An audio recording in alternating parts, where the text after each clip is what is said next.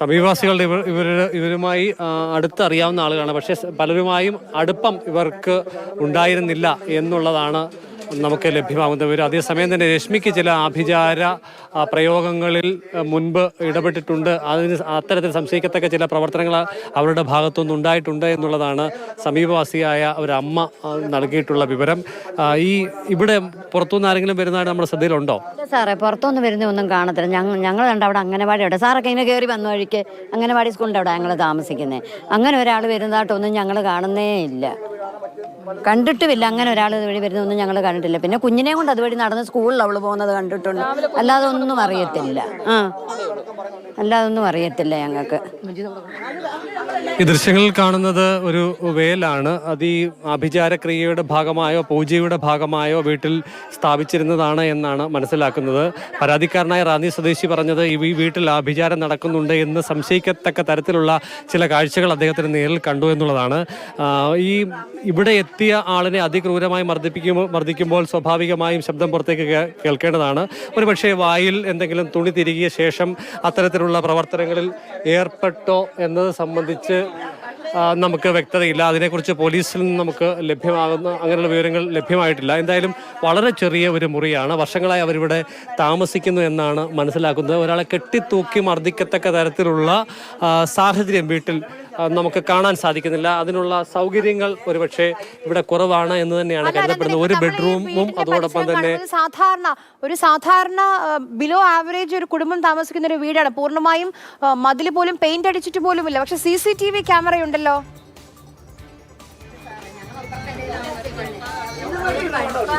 CCTV camera ഒരെണ്ണം ഘടിപ്പിച്ചിരിക്കുന്നതായി നമുക്ക് കാണാൻ സാധിക്കുന്നുണ്ട്. അതിൽ ഇപ്പോൾ പ്രവർത്തനക്ഷമമാണോ എന്ന് നമുക്ക് അറിയുകയില്ല. ഒരു ബെഡ്റൂം, 2 കട്ടിലുകളുള്ള ഒരു ബെഡ്റൂമുണ്ട്. പിന്നീട് ഫ്രിഡ്ജ് വെച്ചിരിക്കുന്ന ഒരു ചെറിയ മുറിയാണുള്ളത്. അവിടെ ആകെപ്പാടെ അലങ്കോലപ്പെട്ട് കിടക്കുകയാണ്. വീട്ടിൽ CCTV സ്ഥാപിക്കുന്നത് പുറത്തു നിന്ന് ആരെങ്കിലും വീട്ടിനകത്തേക്ക് മോഷ്ടാക്കൾ മറ്റോ വരുന്നുണ്ടോ എന്ന് അറിയാൻ വേണ്ടിയാണ്. അപ്പോൾ വീടിന് പുറത്തേക്കായിരിക്കും ആ CCTV ഇരിക്കേണ്ടത്. ഇത് ബെഡ്റൂമിനകത്തേക്കാണല്ലോ CCTV ചെരിച്ചു വെച്ചിട്ടുള്ളത്.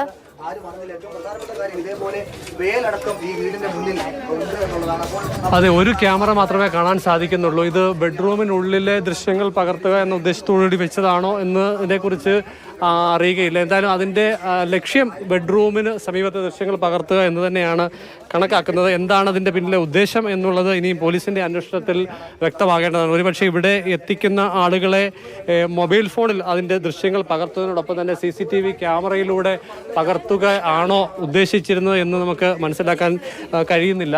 ഈ ദൃശ്യങ്ങൾ, അതായത് ഈ CCTV ക്യാമറയുടെ ദൃശ്യങ്ങൾ ഉദ്ദേശിക്കുന്ന സ്ഥലമെങ്കിൽ ഇവിടെ നേരെ എതിർവശം എന്നുള്ളത് ഭിത്തിയാണ്. പരിപൂർണമായി ഭിത്തിയിലേക്കുള്ള ദൃശ്യങ്ങൾ പകർത്തുന്ന തരത്തിലാണ് വെച്ചിരിക്കുന്നത്. ഒരുപക്ഷെ ഇത് നേരെ ഈ ഭാഗത്തേക്ക് തിരിച്ചിരുന്നെങ്കിൽ ബെഡ്റൂമിലെ ദൃശ്യങ്ങൾ പകർത്താൻ വേണ്ടി വെച്ചതാണ് എന്ന് നമുക്ക് ഉറപ്പിക്കാൻ കഴിയുമായിരുന്നു. പക്ഷേ ഇത് ഒരുപക്ഷെ പ്രവർത്തനക്ഷമമായിരിക്കാനുള്ള സാധ്യത വളരെ കുറവാണ്. പൊടി പിടിച്ച് വളരെ മോശപ്പെട്ട ഒരവസ്ഥയിലുമാണ് വെച്ചിരിക്കുന്നത്. എന്തായാലും അതിനെക്കുറിച്ച് അടക്കം പരിശോധനകൾ പോലീസിൻ്റെ ഭാഗത്തു നിന്നാണ് ഉണ്ടാകേണ്ടത്. എന്തായാലും ഈ പൊസിഷനിൽ ലഭ്യമാകുക എന്നുള്ളത് ഭിത്തിയുടെ ദൃശ്യങ്ങൾ മാത്രമാണ് ആയിരിക്കും എന്നുള്ളത് ഉറപ്പാണ്. മറ്റേതെങ്കിലും തരത്തിലുള്ള ദൃശ്യങ്ങൾ ഈ CCTV ക്യാമറ പ്രവർത്തനക്ഷമമാണെങ്കിൽ പോലും ലഭ്യമാകുകയില്ല എന്നുള്ളതാണ് മനസ്സിലാക്കാൻ കഴിയുന്നത്. ശരി, CK അഭിലാലാണ് ഇപ്പോൾ ചരൽക്കുന്നിലെ ജയേഷും രശ്മിയും താമസിച്ചിരുന്ന വീട്ടിലെ ദൃശ്യങ്ങൾ നമുക്ക് കാണിച്ചിരുന്നത്. ആഞ്ജനേയ സ്വാമിയുടെ ഒരു വിഗ്രഹം കാണാൻ കഴിയുന്നുണ്ട്, ഒരു വേൽ കാണാൻ കഴിയുന്നുണ്ട്. അതവിടെ വീട്ടിൽ കയറി ചെല്ലുന്നിടത്ത് കെട്ടിവെച്ചിരിക്കുകയാണ്. ഈ സമീപവാസികൾക്കൊന്നും ഇവരെക്കുറിച്ച് കൂടുതൽ വിവരങ്ങൾ അറിയില്ല. വരാറുണ്ട്, പക്ഷെ എന്താണ് തൊഴിൽ, ഇവർ രണ്ടുപേരും എവിടേക്കാണ് പോകാറ്, ആരെങ്കിലും വരാറുണ്ട്, ആ കാര്യങ്ങളൊന്നും ഇപ്പം അഭിലാൽ ഇവരുടെ വീട് അതിന് സമീപത്ത് നമുക്കിപ്പം കുറച്ച് റബ്ബറാണെന്ന് തോന്നുന്നു, അങ്ങനെ മരങ്ങളൊക്കെ കാണാൻ കഴിയുന്നുണ്ട്. തൊട്ടടുത്തൊക്കെ വീടുകളുണ്ടോ? ഇവിടെ ഇത്രയും ക്രൂരമായി പീഡിപ്പിക്കുമ്പോൾ സ്വാഭാവികമായും ഒച്ച വെക്കുമല്ലോ, കരഞ്ഞു കാണുമല്ലോ. ആ ശബ്ദമൊക്കെ കേൾക്കാൻ പാകത്തിന് സമീപത്ത് വീടുകളുണ്ടോ?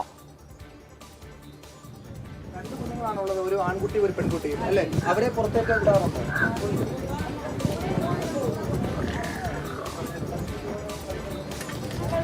അഭിലാലിലേക്ക് വരാം നമുക്ക്.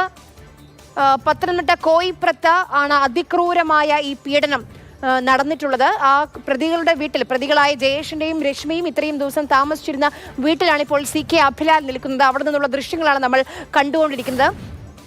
സാധാരണ വീടാണ്. ബെഡ്റൂമിലൊന്നും ഡ്രസ്സൊന്നും വെക്കാൻ പോലും ഒരു അലമാര പോലും ഇല്ല. ആ രീതിയിൽ ആളുകൾ താമസിക്കുന്നതാണ്. പെയിന്റ് പോലും അടിച്ചിട്ടില്ല. അത്രയും കാലപ്പഴക്കമുള്ളൊരു വീടാണ് നമുക്ക് കാണാൻ കഴിയുമ്പോൾ. അവിടെ ഒരു ആഞ്ജനേയ സ്വാമിയുടെ ഒരു ചെറിയ വിഗ്രഹം കാണാൻ കഴിയുന്നുണ്ട്. ഒരു വേല് കയറുന്നിടത്ത് കെട്ടിവെച്ചതായി കാണാൻ കഴിയുന്നുണ്ട്. ഒരു CCTV ക്യാമറയുണ്ട്. പക്ഷേ CCTV ക്യാമറയൊക്കെ പ്രവർത്തനക്ഷമമാണോ എന്നറിയില്ല. ആ രീതിയിൽ പൊട്ടിപ്പിടിച്ച് കിടക്കുകയാണ് ആ CCTV ക്യാമറയൊക്കെ.